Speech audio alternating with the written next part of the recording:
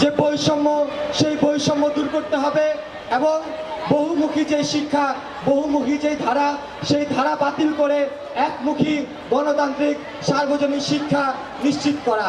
সংগ্রামী বন্ধুগণ, আপনারা জানেন গত 3 জুলাই থেকে সারা দেশে কোটা সংস্কার আন্দোলন শুরু হয় এবং সেই আন্দোলন নারায়ণগঞ্জেও আমরা 14 জুলাই আমরা এই আন্দোলন নারায়ণগঞ্জে আমরা করি। এই কারণে যে আমরা একটি বৈষম্যহীন সমাজ চাই।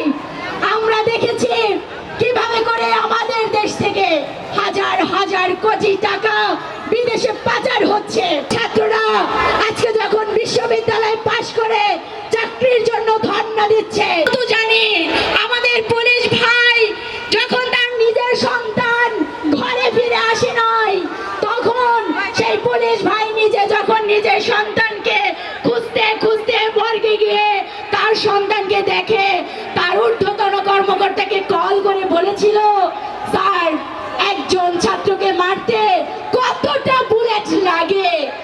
তার সন্তানের বুক ঝাঁঝরা করে দিয়েছিল সেই পুলিশ বাহিনী। আমরা তো দেখেছি যে কিভাবে করে একজন রিক্সা চালক তিনি ওই আমাদের আহত যে ভাই এবং বোনেরা তাদেরকে রিক্সায় করে হাসপাতালে নিয়ে যেতেন। এইটা পুলিশেরা লক্ষ্য করেছিল। আমরা সেগুলো একত্রিত করে শিক্ষার আন্দোলনটাকে জোরদার করব। প্রতিটা কলেজে ভার্সিটিতে যেন